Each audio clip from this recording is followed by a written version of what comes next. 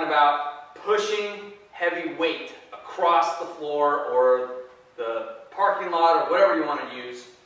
But first of all, I want to talk about what a sled push is. Now we can pull sleds, we can pull them forward, we can pull them backwards, we can drag them sideways, but you can only push forwards. Maybe you can push, no you can't, yeah I guess you can push backwards, I guess you can kind of like push against, right? But we're not going to do that with the sled. I think that would be actually kind of dangerous. Save that for your car in the parking lot when it's empty and you got nothing better to do. So, we're going to be using one type of sled today. It probably has a few names. We like to call this our dog sled. I think that's the more traditional name. But we also have another sled. It's called a prowler. It has a low bar side. It also has a high bar side. These are both built for pushing and pulling, but you'll notice some, the biggest difference in the both of them though, and you're going to notice, are in the base. So this one has just two skids and they're really long, which means it has more surface area that you have to contend with. The more surface area you have at the bottom of the sled, the more friction it's going to create and the harder it's going to be. This one just happens to be a little more beefy as far as the type of metal used and everything, so it's heavier. I think this one's like 80 pounds. This one over here is only like 40, 45 pounds. They're both pretty stout. Just make sure that when you do buy one, if you decide to invest in one, these are both used, but if you decide to invest in one, just check out the welds and stuff like that. Make sure everything's kind of set up right, nothing's off or canted or crooked or bent. Just make sure it's good. And you'll also notice too, guys, you may see on YouTube people pushing like 30 plates or something on a sled. Just remember there's dozens of different types of turf. This turf specifically, it's thick, but it has a lot of friction to it. It's probably the thickest I've had in any of our facilities, and it's really hard to push against. Not to mention in this facility, we have a built-in hill. But it's really because we have a drain in the center of the room and we got to deal with it. But I have had turf in the past where there's almost no friction to it. Things just like fly over it. So just a little tidbit information for you in case you see people do it and you're like, why can't I push 30 plates? It's probably because you actually have something to contend with as far as the floor goes.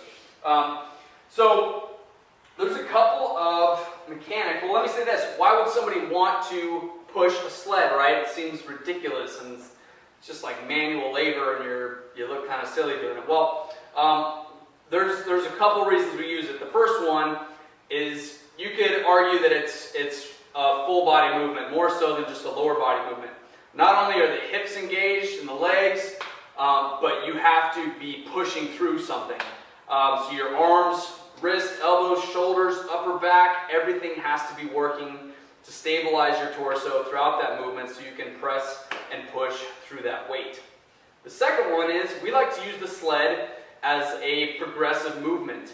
If I work with a new athlete or client that has, they really just need to work on building up strength in their glutes, their hamstrings, their quads, their calves, and really just don't have a really strong base with squats and deadlifts and lunges, a sled is a great tool to help somebody to transition into that. So if you're on your own and you're just kind of not sure about squats and deadlifts and lunges and all that, investing in one of these guys is a great piece of equipment. It's going to last forever. It's almost never going to break. I'm going to say that. I've never seen one break, but if it's made of steel and it's made in the U.S., good chance it's not going to break. You can just load this sucker up and just push and push and push, and you will build up all those muscles on the back side of your body that are important for developing strength for those other movements and progressing towards them. And the great thing about it is it's really hard to screw up the sled. But I'm going to explain a couple key points on how people can screw up the sled and actually make it harder on themselves. There's some very key components a lot of people just kind of glaze over. So we're going to go over those today. So now you know what the sled push is and why we use it. So when you're getting set up and you have the amount of weight you're going to use, okay, we have this strap on here, by the way, because we use it for pulling as well, but I'm not going to use the strap today. That's for another video, so stay tuned. When you're getting set up for a sled push, we want to be as efficient as possible with this movement, meaning whenever we pick up something off the ground, we want to be as straight up and down as possible. We don't want to have we don't want to be too bent forward or too bent backwards or anything like that. We want to keep the weight centered. So with this one, there's a couple key things. First of all, depending on the kind of sled you're using, you're going to want to pick a specific spot on the pole to be actually pushing. For this one, if you grab it too high, this happens. Not a fun day, okay? So I usually tell people at least a third of the way down. The lower you go, the harder you're just going to hit your hips. But with this one, you usually start about a third of the way down. Next, wrist. Very important. Make sure your wrist isn't kind of cocked in there or bent. We want to lock out that wrist, and you want to grip this bar so tight that you're trying to crush it. Okay, it's going to create tension. It's going to send it through your wrist, your elbow, and your shoulder. This next component is probably the most overlooked. You see a lot of people push sleds where they got their whole body going through it. I think that adds a bunch of unnecessary stress to your shoulders, to your elbows, and it just feels awkward to me. So I like to have my arms locked out, and the key to doing that is to make sure your shoulders are lined up with your hands. In other words, we don't want to be pushing down into the ground because that's a waste of energy. We want to push forward. So when you get set up, you want to lock out your arms, and you want to try to get your shoulder at the same height as your hand. From here, your hips will naturally set themselves up. From here, you're going to take a long stride. You don't want to go in front of your hips, though, guys, because if you do, you're really just kind of putting on the brakes for the whole thing. So you're actually going to keep the feet slightly behind the hips, but every time you do take a stride, you want that leg to fully extend as much as you can through the range of motion you have available. All the way through, one foot in front of the other, keeping those arms locked out until you reach your end destination, whether you want to push it for a mile or you have a track or whatever you want to push it the distance-wise. Always take the time to set up in that low position.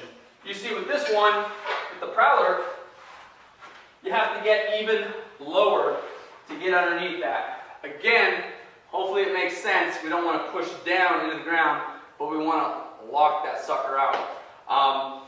And it should go without saying, but keep that back rigid and flat. That's why I like it.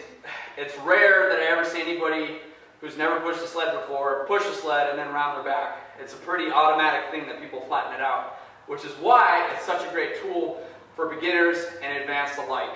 And then the last reason that you may want to use it is it's a great conditioning tool that's also functional because you get to push heavy weight and breathe hard. Who doesn't like that?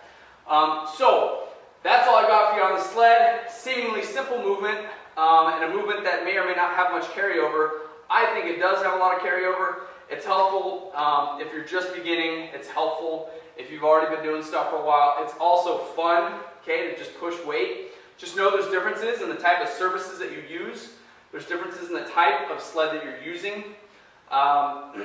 And be as efficient as possible when setting up with your arms. Keep the wrist, elbow, and shoulder in line. Keep the shoulder the same height as the hand. And make sure you don't overstride with your feet. That's all I got for you today on the sled push. Take care. Stronger every day. Peace.